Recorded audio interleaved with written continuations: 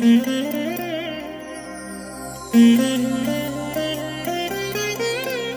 దినం పరము నుండి దిగివచ్చు మాట. ఇది నీ జీవితానికి వెలుగుల బాట. నీ ఒడిలో ఉంచబడిన దీవెనల మూట, అద్భుతాల ఆనంద ఊట. ఏప్రిల్ 28 సంవత్సరం అంతా మీరు బైబిల్ చదివి ముగించడానికి ఈరోజు మీరు చదవలసిన లేఖన భాగము ఉదయం 1 రాజుల గ్రంథం 3 మరియు 4 అధ్యాయములు, సాయంత్రం లూకా సువార్త 20వ అధ్యాయము 1 నుండి 28వ వచనం వరకు. ప్రియమైన దేవుని బిడ్డలారా, ఈ ఉదయకాల సమయంలో ప్రభు హస్తం మీకు తోడై ఉండునుగాక. ఎలా ఉన్నారు? బాగున్నారు కదూ? ఆరోగ్యం ఎలా ఉన్నది? అనుదినం ఆత్మలో మీరు పైపైకి ఎదుగుచూ ఉన్నారా? మీ జీవితం ఆత్మలో అభివృద్ధి పొందటం అనేది మీ శారీరక ఆరోగ్యాన్ని కూడా గొప్ప మేలు చేస్తుంది. కాబట్టి ఆత్మలో మీరు తీవ్రంగా ఎదగడానికి మీరు ప్రయత్నించండి. ఈరోజు ప్రభువారు మనకిచ్చిన లేఖన భాగాన్ని చదువుకుందాం. ఆదికాండము 32వ అధ్యాయము 31వ వచనం. అతడు పెనూయేలు నుండి సాగిపోయినప్పుడు సూర్యోదయమాయను. అప్పుడు అతడు తొడకుంటుచు నడిచెను. ప్రియమైన దేవుని బిడ్డలారా, ఈ వాక్య భాగాన్ని మీరు ఎప్పుడైనా ఆలోచించారా? యాకోబు జీవితంలో జరిగిన ఒక సంభవం. అతడు పద్దనరాము నుండి, అనగా లాబాను అనే తన మేనమామ ఇంటి నుండి బయలుదేరి వస్తున్నప్పుడు మార్గమధ్యంలో యబ్బోకు అనే రేవు దగ్గర యాకోబుని దేవుడు దర్శించాడు. అది రాత్రివేళ, ఎవరూ లేరు, చుట్టూ చీకటి కమ్ముకున్నది. యాకోబు మోకాళ్ళుని గతంలో దేవుడు అతనికి వాగ్దానం చేసిన ఆ వాగ్దానాలను దేవునికి జ్ఞాపకం చేస్తున్నాడు. చాలా దుఃఖముతో ఉన్నాడు, భారముతో నిండిపోయాడు. దేవుని యొక్క సన్నిధిలో కన్నీరు విడిచి అతడు మొరపెట్టుకుంటున్నాడు. దేవుడు ఆ రాత్రి దిగి వచ్చాడు, యాకోబుతో పోరాడుతున్నాడు. బైబిల్లో రాయబడింది, తాను అతడితో పోరాడుతూ గెలవకునుడి చేత తొడగూటి మీద కొట్టెను. దేవుడు యాకోబుని కొట్టాడట. ఆ తొడగూటి మీద కొట్టిన ఆ దేవుని దెబ్బకు ఆ గూడు వసిలిందట. ప్రియమైన దేవుని బిడ్డలారా, తెల్లవారినప్పుడు యాకోబు కుంటుతూ నడిచాడు. ఎవరైనా కుంటుతూ నడుస్తున్నప్పుడు దేనిని సపోర్ట్ చేసుకుంటారు? చేతి కర్రే కదా. చేతికర్ర ఒక ఆసరా, చేతికర్ర అదొక సపోర్టుగా మారుతుంది. అవును ప్రియమైన దేవుని బిడ్డలారా, దేవుడు యాకోబుని యబ్బోకు రేవు దగ్గర తొడగూటి మీద కొట్టి యాకోబుని విర్రగొట్టాడు.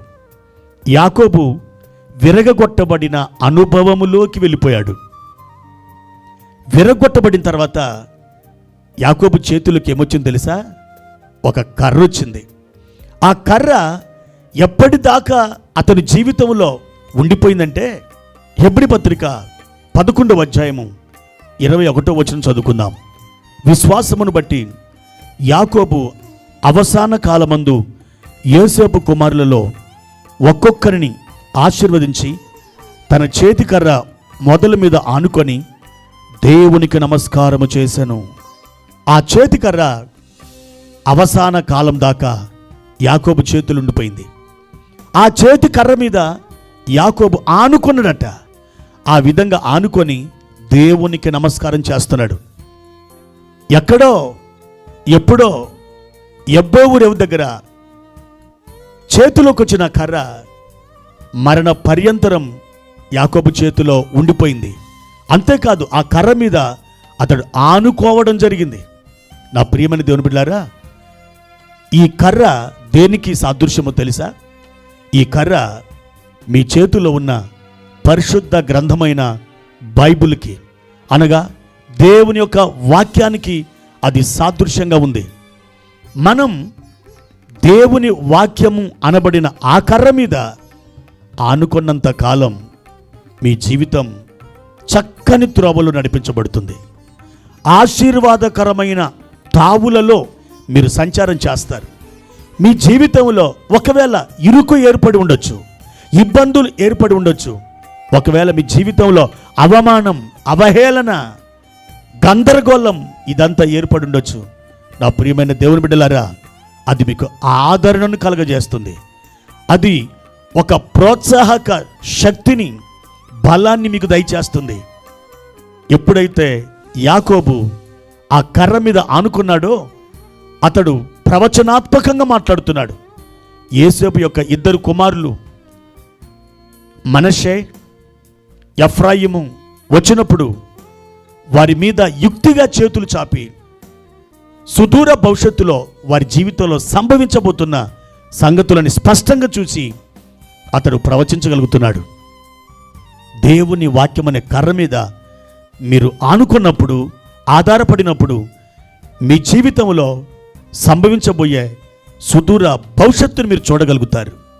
భవిష్యత్తు వాక్కులను పలకగలుగుతారు. మీరు ప్రవచన నేత్రాలు కలిగి ప్రవచనాత్మకమైన సంగతులను చూడగలుగుతారు. అంత మాత్రం కాదు, ఇతరుల జీవితంలో సంభవించబోతున్న సంగతుల్ని తేటగా మీరు ప్రవచించగలుగుతారు. మరి మీరు ఆ కర్ర మీద ఆనుకుంటున్నారా? లేకపోతే లోకం అనబడిన కర్ర మీద ఆనుకుంటున్నారా? మీరు ఆనుకునే కర్ర దేవుడి వాక్యం అనే కర్ర, అపవాది చేతిలో ఉన్న లోకం అనే కర్ర, దేని మీద మీరు ఆనుకుంటున్నారు? ఒక్కసారి ఆలోచన చేయండి. ప్రార్థన.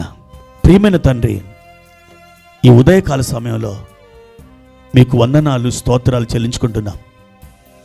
యాకోబు తన వృద్ధాప్యంలో మా నాయన ఆ కర్ర మీద ఆనుకొని ప్రవచనాత్మకమైన సంగతులు మాట్లాడి ఉన్నాడు. మేము కూడా వాక్యము అనే కర్ర మీద ఆనుకొని ప్రవచనాత్మకంగా జీవించినట్లు, ప్రవచనాత్మకంగా మాట్లాడినట్లు, ప్రవచనాత్మకంగా నడుచుకున్నట్లు మాకు సహాయము చేయమని యేసు నామమున ఈ ప్రార్థన అడిగి వేడుకుంటున్నాము తండ్రి. ఆమెన్.